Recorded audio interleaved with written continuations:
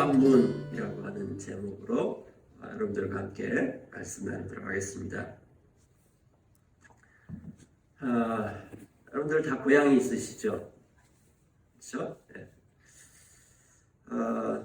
저도 고향이 있습니다. 저는 경상북도가 고향입니다. 경상북도에서 태어나서 중국에서 사역하다가 전라도에서 교회를 개척을 했습니다. 왜 우리는 고향을 그리워할까요? 여러분, 고향 하면은 여러분이 1살 때부터 태어나서부터 10살 때까지 어디에 있었는지 한번 생각해 보실래요? 예, 그 생각들이 이렇게 떠오르세요? 그때의 풍경들, 생각들 이렇게 떠오르는 곳이 있을 것입니다. 우리들은 모두 고향을 그리워합니다. 그래서 이 명절 때가 되면은 수많은 사람들이 고향을 찾아갑니다. 올해도 중국 같은 경우는 21억가 기차라든지 버스라든지 이렇게 예매해가지고 이동하는 사람의 숫자가 21억이라고 합니다. 이쪽 서양 쪽은 크리스마스 때가 아주 시즌이고요. 그다음에 우리 동양은 구정, 춘절이라기도 하고요. 예, 그래서 수많은 사람들이 고향을 방문합니다. 자, 왜 고향을 그리워하는지에 대해서 이 뇌과학자들은 이렇게 얘기를 합니다. 이상한 나라의 뇌과학이라고 하는 책이 있는데 그 책에서는 이렇게 이야기하고 있습니다. 우리 뇌의 무게가 한 1.5kg 정도 되는데 그 안에는 한 1000억 개 정도의 신경세포가 있다고 합니다. 그리고 이 신경세포하고 신경세포를 연결해주는 그 고리를 갖다가 스냅스라고 얘기하는데 이것은 유전이 안 된다고 합니다. 불안정한 상태로 태어난다고 합니다. 인간의 뇌라고 하는 것은 이런 세포 자체가 완벽하게 되지는 않고 불안정한 상태로 그렇게 태어난다고 합니다. 근데 태어나가지고 약 10년 동안 뇌는 약 10년간의 결정적인 시기를 거치면서 이 스냅스가 형성이 된다고 합니다.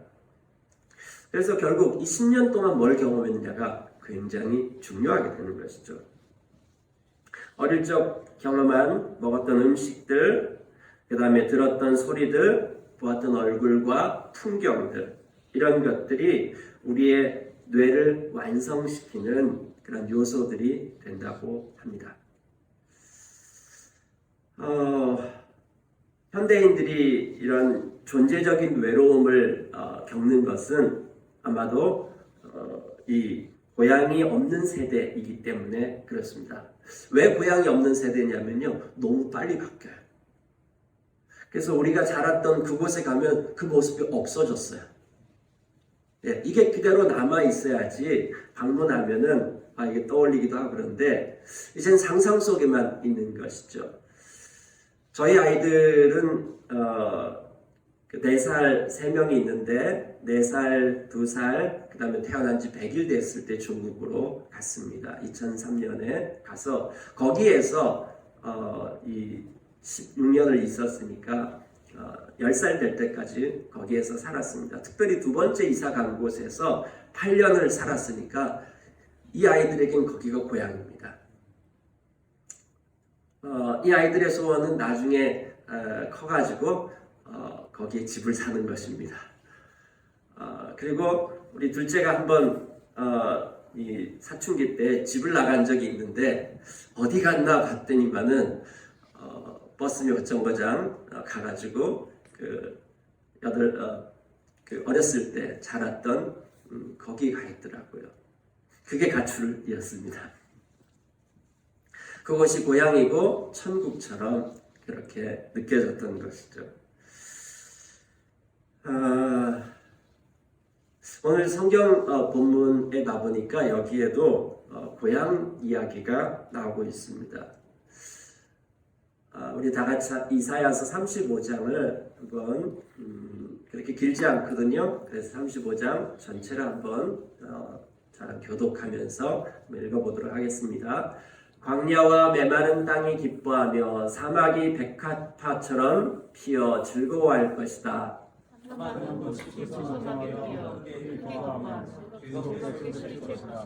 대왕의 영광과 알멜과 사람의 영화가 사마리아로 꼽히며 사람들이 주님의 영광을 보며 우리 하나님의 영화를 부를 것이다. 너희는 맥 풀린 손이 힘을 쓰게 하여라. 떨리는 무릎이 굳세게 하여라. 두려워하는 사람을 존경하여라. 굳세어라. 두려워하지 마라. 너희의 하나님께서 복수하옵니다. 하나님께서 보복하옵니다. 너희를 구원하여 주시나 하고 말하여라.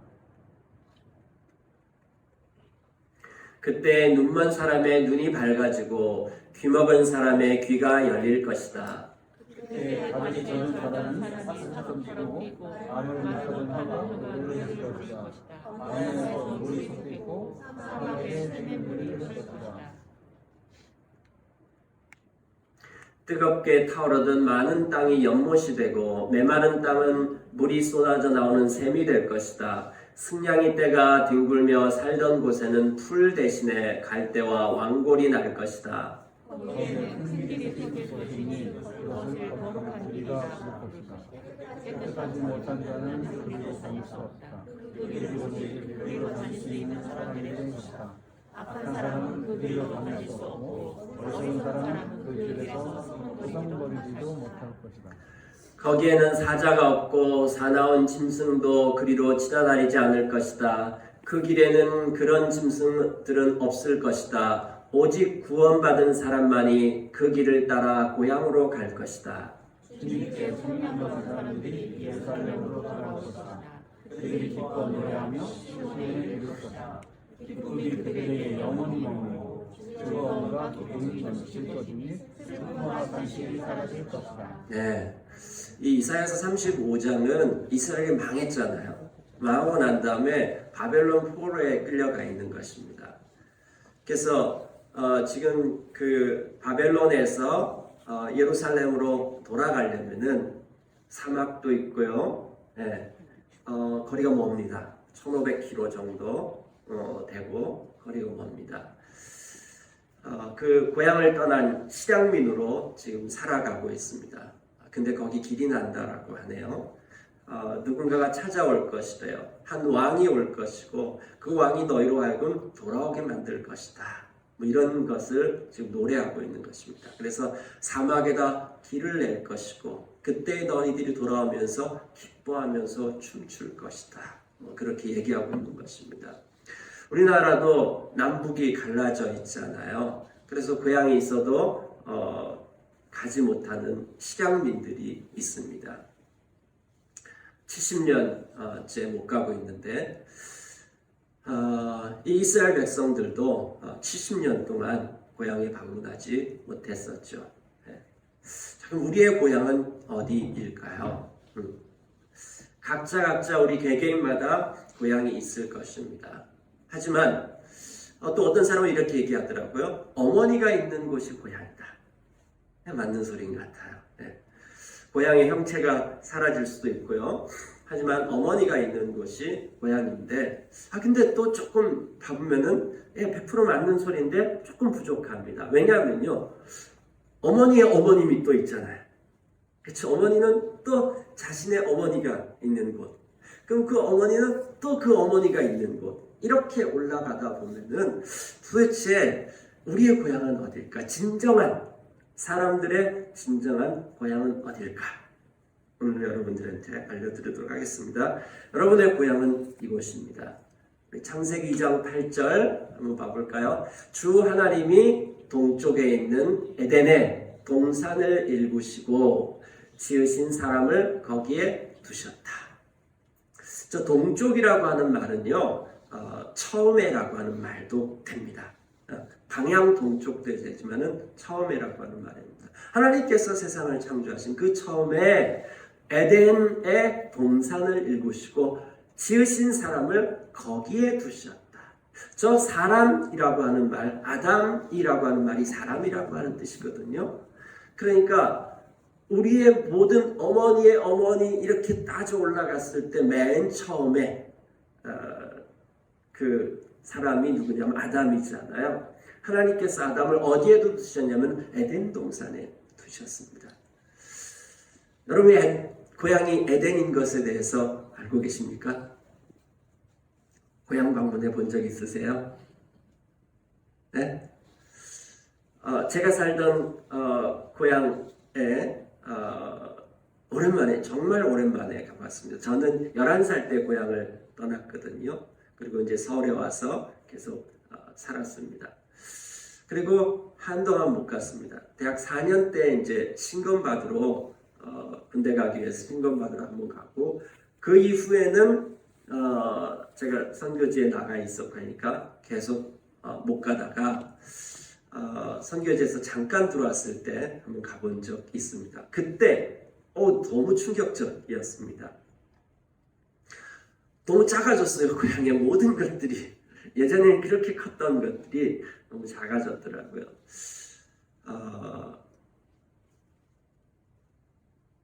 여러분의 이렇게 고향 방문하면 우리가 머릿속에 그리는 것들이 있잖아요. 그렇죠? 그러면은 여러분들의 고향이, 진정한 고향인 에덴 동산 자주 방문하세요? 거기 어떻죠? 자, 거기 어떤 일이 있을까요? 오늘 여러분들을 보시고 고향에 한번 방문해 보도록 하겠습니다. 우리의 진짜 고향 에덴 동산, 거기 어떤 곳인가? 네, 한번 방문하도록 하겠습니다. 자, 제가 살던 고향에 들어가는 입구에 큰 나무, 정자나무가 있습니다. 여러분, 고향 하면은 나무 하나쯤은 다 있잖아요. 그렇죠? 큰 나무 하나쯤은 각 마을마다 하나씩 다 있을 것입니다. 제가 살던 그 고향도 마을 입구에 큰 정자나무가 있는데, 모든 동네 사람들이, 아이들 전부 거기 나와서 놉니다. 저도 어렸을 때 그 정자나무 밑에서 놀았습니다. 그 나무가 한 500년 이상 된 나무인데요, 어마어마하게 큽니다. 거기에서 놀던 기억이 납니다. 자, 우리가 살던 고향 에덴 동산, 그 에덴 동산 한가운데에, 창세기 2장 9절 봐보니까 에덴 동산 한가운데, 여긴 위치적으로도 중간이지만은 중요도에 있어서도 제일 중간, 한가운데라고 하는 것입니다. 거기에 생명나무와 선과 악을 알게 하는 나무를 자라게 하셨다라고 합니다. 그리고 하나님께서 그 인간과 약속을 맺었죠. 선과 악을 알게 하는 나무의 열매만은 먹어서는 안 된다. 그것을 먹는 날에는 너는 반드시 죽는다. 네, 이렇게 이야기했습니다. 자, 에덴 동산의 가장 핵심, 완전히 랜드마크인 것처럼 상징적으로 뭐가 있냐면은 선악과가 있습니다. 보신 적 있으세요? 네, 선악과가 있습니다. 선악과가 있어야지 거기가 에덴 동산입니다. 그럼 선악과라고 하는 것은 무엇일까요? 하나님 왜 저걸 만들어 놓으시고 난 다음에 먹지 말라고 한 것일까요? 저 나무의 이름은 왜 선악과일까요? 선악과라고 하는 것은 선과 악을 알게 하는 나무라고 하는 것인데, 그럼 선은 뭐고 악은 무엇일까요? 하나님께서 이 세상을 창조하셨잖아요. 근데 창세기 1장에 봐보니까 하나님께서 만드신 모든 것들에 대해서 하나님이 보시기에 좋았다라고 얘기했습니다. 그 좋았다라고 하는 그 말이 히브리어로 뭐냐면 토브라고 하는 단어인데, 그 뭐가 좋냐? 목적에 딱 맞는 것을 좋다라고 합니다. 하나님께서 각기 모든 걸 만들었을 때 목적을 갖고 만들었습니다. 이 방 안에 봐보세요. 인간이 만들어 놓은 모든 물건들, 그 인간이 그걸 만들 때 설계 도면이 있고 목적과 용도가 다 있습니다. 하나님께서 그러면은 이 세상을 창조하실 때 아무 생각 없이 창조하셨을까요? 우리도 지혜를 사용해서 목적을 가지고 창조하는데요. 하나님께서 목적을 갖고 창조했는데 그 하나님께서 창조하신 목적에 딱 맞는 그렇게 작동하는 목적대로 작동할 때에 좋다라고 얘기합니다.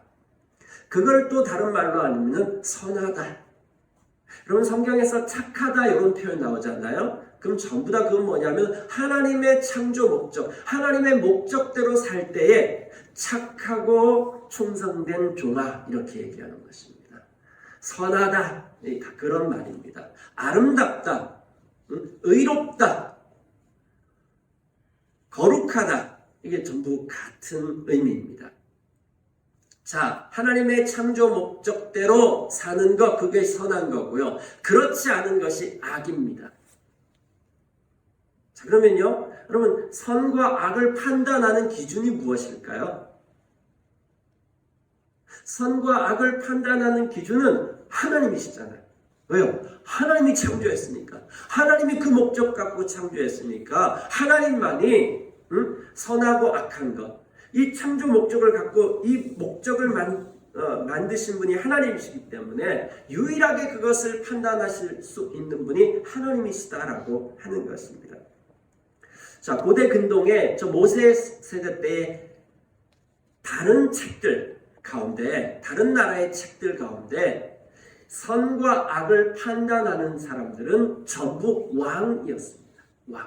왕으로 표현되었습니다. 그러니까 선악을 알게 하는 나무가 상징하는 것은 하나님이 왕이다라고 하는 것입니다. 하나님이 선과 악을 심판하시는 왕이시다. 그걸 판단하실 수 있는 유일하고 절대적인 분이시다. 왕이시다. 그러니까 선악과가 제일 중앙에 있다라고 하는 것은 마치 이곳이 하나님의 나라이다. 하나님이 통치하는 세상이다. 우리의 고향은 하나님의 나라인 것입니다. 하나님께서 통치하시는 곳입니다. 그런데 이 선악과를 먹는다는 소리는 무엇일까요? 먹는다라고 하는 것은 내가 내 기준대로 선과 악을 판단하는 기준자, 심판자가 된다라고 하는 것입니다. 선과 악을 안다라고 하는 말이 좋은 말이 아닙니다, 여러분. 그 다음에 보면은 눈이 밝아져서 선과 악을 알게 되었다. 이 말이 결코 좋은 말이 아닙니다. 이 말은 뭐냐면은 자기가 하나님이 돼가지고 자기의 기준, 자기의 마음대로 선과 악을 판단하는 자가 되었다라고 하는 것입니다. 그러니까 갑자기 무슨 일이 생겨요? 이제까지도 벌거벗고 있었는데 갑자기 벌거벗고 있는 것이 확 와닿으면서 옷을 만들어 입잖아요. 왜냐하면요, 예전에는 단 한 번도 옆에 있는 사람을 보면서 판단하지 않았어요. 내 기준으로 판단하지 않고 하나님의 기준으로 저 사람을 보았단 말인 것이죠. 그런데 내가 하나님이 돼가지고 내 기준으로 저 사람을 판단하게 되니까, 그리고 저 사람도 나를 그렇게 판단하는 사실을 알게 되니까 어떻겠습니까? 부끄럽고 창피한 그런 부분들에 대해서 가리고 싶어지는 것이죠. 그래서 선악을 알게 하는 나무를 먹지 말라는데 그걸 먹었다라고 하는 것이 그것은 좋은 표현이 아닌 것입니다. 자기가 하나님이 되었다라고 하는 표현인 것입니다. 그런데 우리의 원래의 에덴 고향은 하나님이 왕이신, 하나님이 다스리시고 통치하시는. 그럼 하나님이 통치하고 다스리면 어떤 결과가 일어날까요? 하나님이 통치하고 다스리는 세상은 에덴입니다. 여러분, 에덴의 뜻이 무엇일까요? 에덴의 뜻은 기쁨이라고 하는 뜻입니다. 하나님이 통치하시면요, 하나님의 통치가 있는 곳에는 억눌림이 없습니다. 하나님이 통치하신데요, 너무 자유합니다. 기쁨이 있습니다. 기쁨으로 충만합니다. 성경을 가장 간단하게 하면요, 처음에 2장과 성경 맨 끝에 요한계시록 2장, 21장, 22장, 요 처음에 2장과 맨 끝에 2장의 내용이 같은 내용입니다. 에덴 동산이고요, 맨 끝에 2장 새하늘과 새 땅을 갖다가 새 예루살렘이라고 얘기합니다. 그럼 예루살렘의 이름의 뜻이 무엇일까요? 예루살렘. 예루라고 하는 말은 땅, 도시라고 하는 뜻이고요. 살렘은 샬롬, 평화, 그러니까 평화의 도시라고 하는 뜻입니다. 하나님이 통치하시는 이 에덴을 잃어버렸다가 다시금 완전히 회복한 그 상태가 예루살렘입니다. 샬롬의 도시가 되었다라고 하는 것입니다. 그럼 샬롬, 우리 히브리 사람들, 이스라엘 사람들 샬롬이라고 인사를 하는데 이 샬롬이라고 하는 말의 뜻은 또 무엇일까요? 평안하다라고 하는 말은 전쟁이 없는 상태, 싸우지 않는 상태를 의미하는 것이 아닙니다. 샬롬이라고 하는 것은 각자가 모두 자기의 것을 다 드러내는 거예요. 각자의 개성대로 자기의 어떤 것들을 다 드러내는데 서로가 서로에게 있어서 서로가 서로를 세워주고 서로가 서로에게 갈등이 생기지 않는 상태, 도리어 서로가 서로를 세우고 사랑하는 상태, 이렇게 하나됨을 각자가 다른 각기 모습도 다르고 그 다음에 개성도 다르고 다 성격도 다르고 뭐 다른 이 사람들이 모였는데 기가 막힌 하모니를 이룬 상태, 그걸 갖다가 샬롬이라고 얘기합니다. 하나님이 통치하는 그곳에는요 샬롬의 역사가 일어납니다. 너무 다른데 기가 막힌 하나됨을 이루고 있는 것, 그것이 바로 우리의 고향입니다. 하나님께서 원래 창조했던 원본, 우리가 어떤 고향을 잃어버렸냐면요 이 고향을 잃어버렸다라고 하는 것입니다. 그 고향의 원래의 모습은 선악과 하나님이 왕이시면서 하나님의 그 통치가 있는 그곳에 기쁨으로 가득했었다라고 하는 것이죠. 다음에 두 번째요. 자, 그 에덴 동산에 공동체가 있었습니다. 자, 2장 18절에 가보면 주 하나님이 말씀하셨어요. 남자가 혼자 있는 것이 좋지 않으니 그를 돕는 사람 곧 그에게 알맞은 짝을 만들어 주겠다. 하나님께서 사람을 맨 처음에 창조했을 때 한 명이었을까요? 두 명이었을까요? 예? 한 명을 만들었습니다. 아담, 남자를 먼저 만들었죠. 그리고 난 다음에 하나님이 하시는 말씀이 뭐냐면은 혼자 있는 것이 좋지 않다. 여기 혼자 있는 것이 좋지 않다. 좋지 않다. 아까 좋다라는 말은 뭐라고 그랬죠? 목적에 딱 맞는다라고 얘기했죠.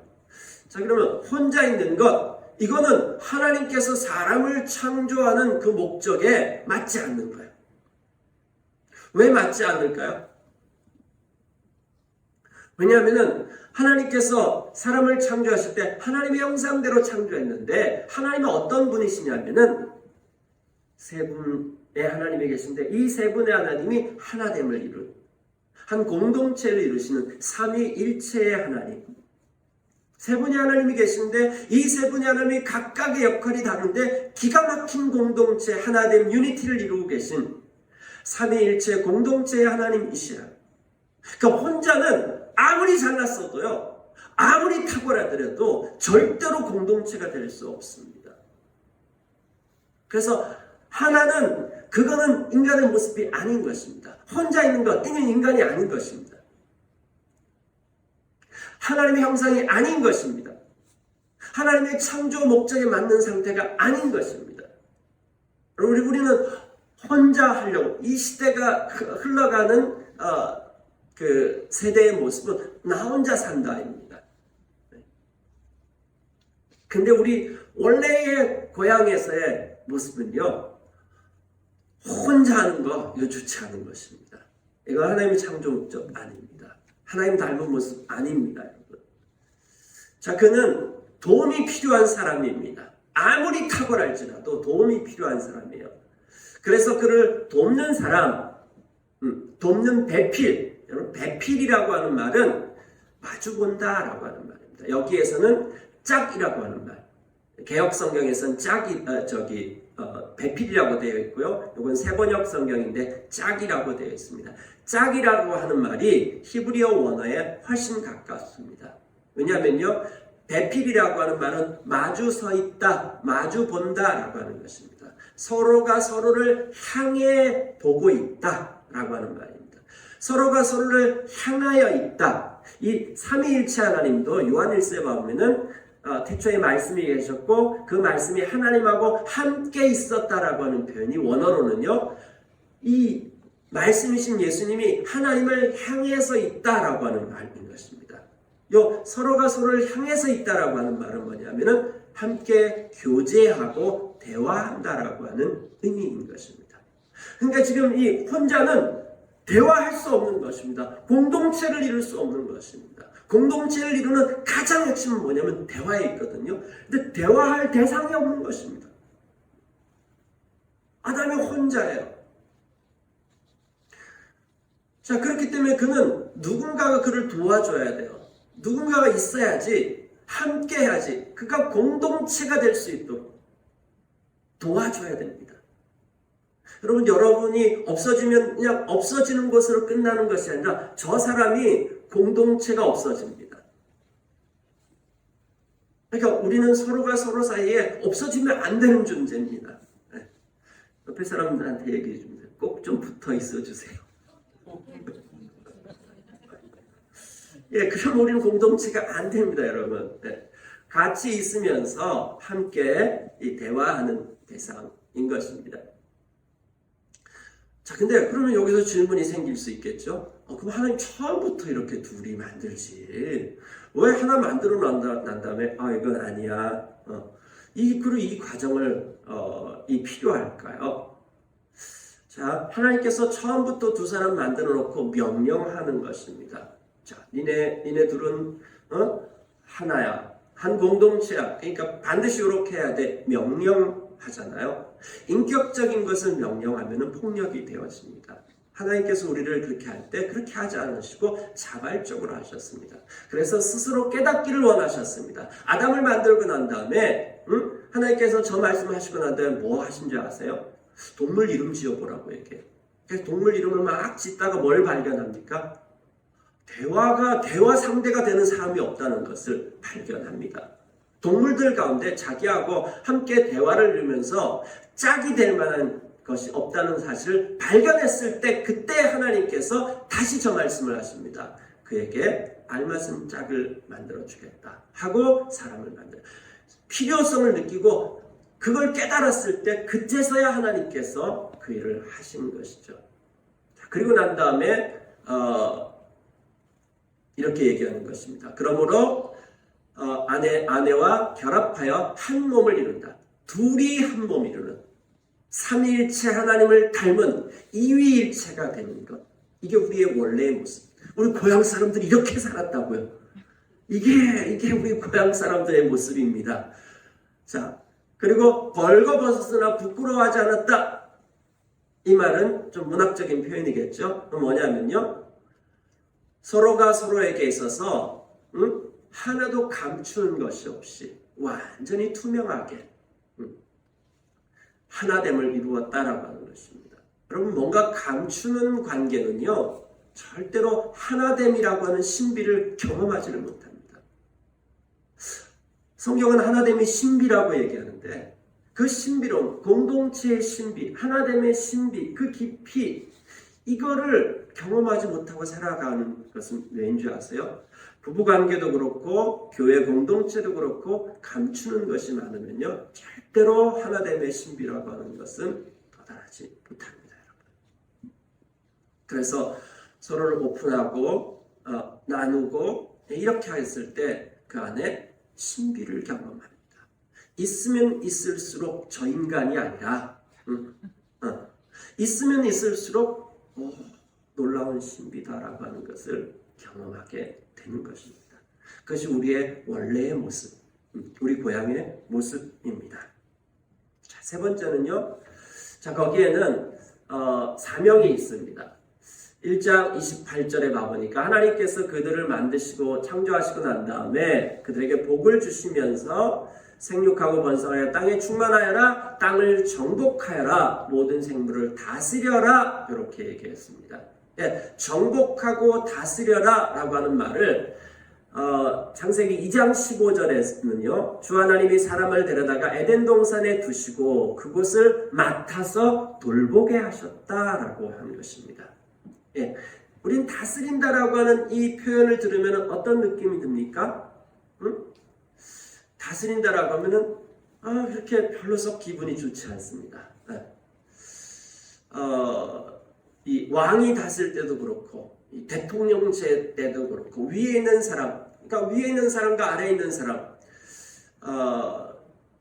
위에 있는 사람들을, 아래에 있는 사람들을 어떻게 다스리냐면은 힘으로 내려 누르려고 하는 것이죠. 나이로 내려 누르고, 그 다음에 소유로 내려 누르고, 어떤 직위로 내려 누르고, 그러니까 그렇게 내려 누르려고 한다라고 하는 것이죠. 그런데 여기에 있는 이 표현은 그런 표현이 아닙니다. 저기 다스리라, 정복하라고 하는 표현은 목자가 양을 돌보는 것을 의미합니다. 그러니까 하나님의 통치와 다스림을 닮은 그 다스림을 하는데, 하나님은요 폭력적인 다스림을 하지 않습니다. 하나님이 우리를 갖다가 폭력으로 다스렸다면요, 고대 근동에 창조 설화들이 많습니다. 이 메소포타미아라든지 이집트라든지 이런 곳에서 신이 인간을 왜 만들었느냐? 노예로 부리려고 다 만들었습니다. 노예로 부리려고. 그런데 유일하게 성경만 하나님께서 인간을 노예로 부릴 그 필요 없다는 거예요. 하나님은요. 하나님 뭔가 우리에게 뭔가를 착취하기 위해서 만든 것이 아니라, 하나님은요 하나님으로서 충분하셨습니다. 세 분의 하나님이 하나됨을 이루면서 너무 기뻤어요. 그 기쁨이 도리어 인간을 창조한 이유가 되는 것입니다. 왜냐하면요, 기쁘면요 나누고 싶거든요. 하나님은 함께 나누기 위해서 인간을 창조했습니다. 뺏어오기 와서 자신을 채우기 위해서가 아니라 하나님으로 충만하셔가지고 이걸 갖다가 함께 나눌 대상으로 이 나눔을 위해서 창조했고요. 그 다음에요, 인간을 창조할 때 하나님의 형상대로 인간을 창조했습니다. 아까 공동체 할 때도 보셨죠? 하나님 우리를 어떻게 대하십니까? 인격적으로 대하십니다. 하나님 우리를 갖다가 명령하고 윽박지르고 폭력을 향해서 대하는 것이 아니라, 하나님 나라의 통치 방식은 사랑입니다. 이 가정도 그렇고요. 여러 통치 리더십이 있는데, 군대식 통치 리더십은 뭡니까? 명령입니다. 명령에 순종해야 되는 것입니다. 그 다음에 조금 절충의 통치 리더십은 이 기업이죠. 기업의 사장님이라든지 명령도 있지만은 또 그만큼의 또 사원들을 향해서 대우를 해주고, 이와 같은 서로 상호적인 것들이 있습니다. 하지만 가정, 교회 이런 데서 아버지의 리더십, 목회자의 리더십, 명령, 윽박지른다 이렇게 하면은 자녀들과 이 성도들을 어떻습니까? 그 앞에서는 뭐 이렇게 들을 수 있지만은 절대로 자발적이지 않습니다. 하나님 나라는, 하나님은요, 하나님 나라는 사랑이라고 하는 것은 자발성, 기쁨으로. 여러분, 어떻게 리더가 어떻게 하면은 이 따르는 사람들이 너무 기뻐가지고 자발적으로 자원해서 막 할까요? 억지로가 아니라 기쁨으로 할까요? 제가 저희 아이들에게 윽박지르면서 명령하면서 아빠를 존경하고 사랑해라 라고 하면요, 저희 아이들은 네 하면서 존경하고 사랑하겠습니까? 절대로 그렇게 하지 않을 것입니다. 저희 아이들 셋 있는데, 이 셋 사이에도 이 서열이 있잖아요. 첫째, 둘째, 셋째. 첫째의 권위가 언제 먹히기 시작했을까? 첫째가 돈을 벌기 시작하면서 동생들을 돌아보기 시작하니까 둘째, 셋째가 순종하기 시작하더라고요. 네, 자발적으로 하는 것은 사랑과 섬김입니다. 하나님 나라의 통치 방식은요, 하나님께서 목자가 양을 섬기는 거, 이건 누가 위에 있는지 모르겠습니다. 여러분, 양은요, 자기가 할 줄 아는 게 아무것도 없습니다. 목자 없으면요, 생존할 수가 없는 존재인데, 목자 있으면요, 모든 문제가 해결되어집니다. 하나님께서 하나님의 통치와 다스림은 이런 통치. 그래서 사랑과 섬김, 세움의 통치인 것입니다.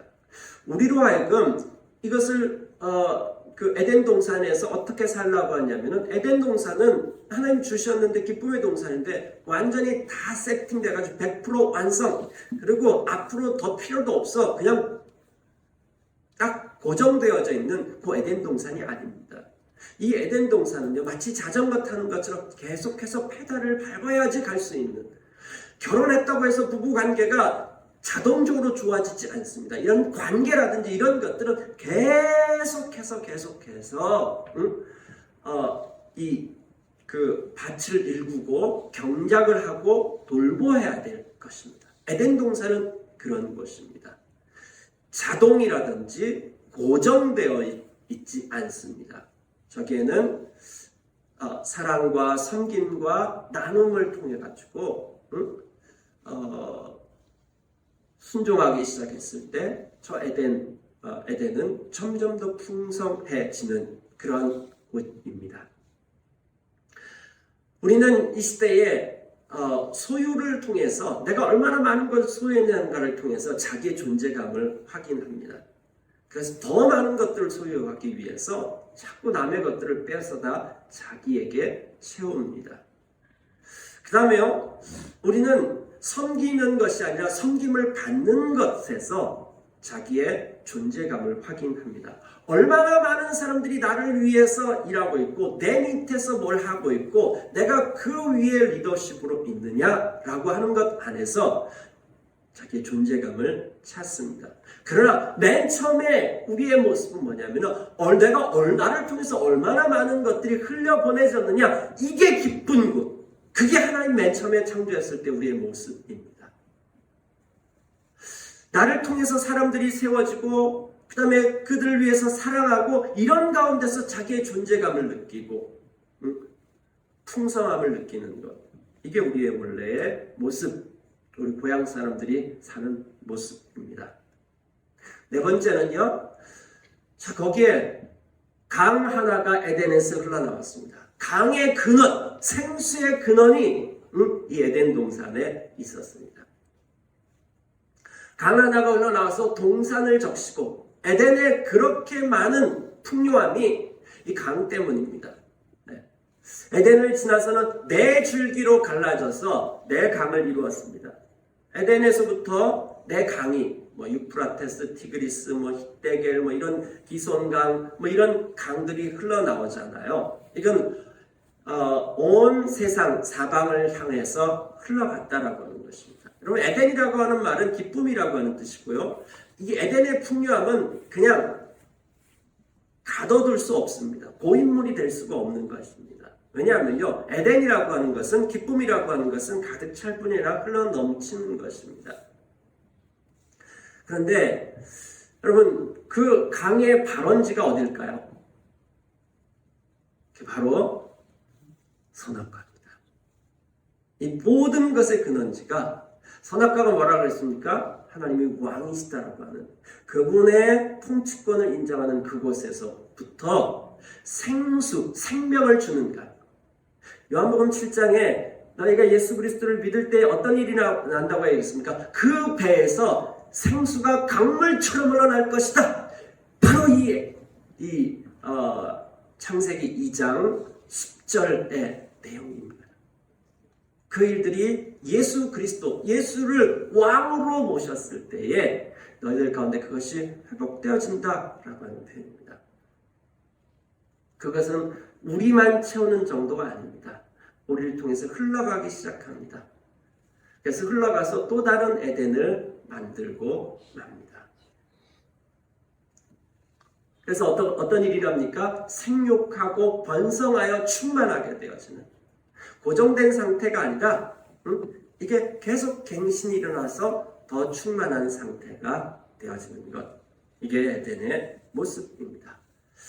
자, 고향 한 바퀴 돌았습니다. 이게 창세기 2장에 있는 에덴의 모습입니다.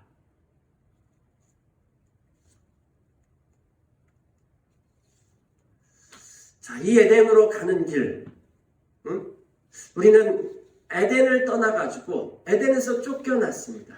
돌아갈 수가 없습니다. 그냥 70년 정도가 아니라 수천 년 이렇게 됐습니다.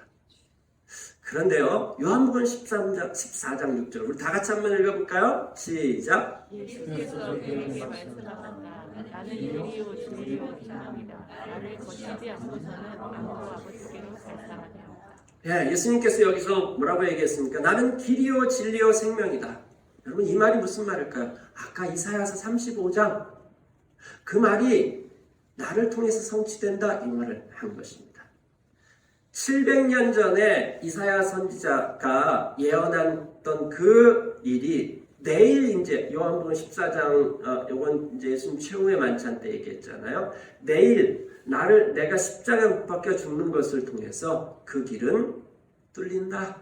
길이 난다. 라고 하는 것입니다. 내가 바로 길이다. 나를 통해서 에덴으로 고향으로 돌아갈 수 있다. 라고 하는 것입니다. 그 길이 난 지 2000년 됐습니다. 자, 그러면요, 여러분 자주 구약을 방문했으면 좋겠습니다. 여러분이 에덴에서 당신 어디 사람이요? 저 에덴 사람입니다. 저희 교회 그 표어가 올해 표어가 우리는 스토리에 산다. 여기 주소가 어떻게 되는지 아십니까? 전라북도 완주군 스토리입니다. 스토리입니다. 여러분의 고향은 어디십니까? 어디 사람이십니까? 에덴에 사시기 바랍니다. 여러분이 어디에 있든지 간에 언제이든지 간에 상관없이 여러분이 여러분이 사는 곳을 에덴으로 일구는 여러분의 인생의 개개인의 인생의 제일 한복판에 그분의 주되심을 인정하면서 통치권을 인정하는 이 선악과가 있기 시작했을 때 여러분을 통해서 에덴은 재생산되어질 것이고 그 다음에 사실 여러분 에덴은요 이 하나님 창조하신 모든 세계 전체가 에덴인 것입니다. 빼앗긴 고향을 찾는 일들이 오늘 우리들 통해서 일어나기 원합니다. 우리가 에덴에서 살기 시작했을 때 계속해서 재생산되어져서 일들이 일어날 것입니다. 함께 기도하시겠습니다.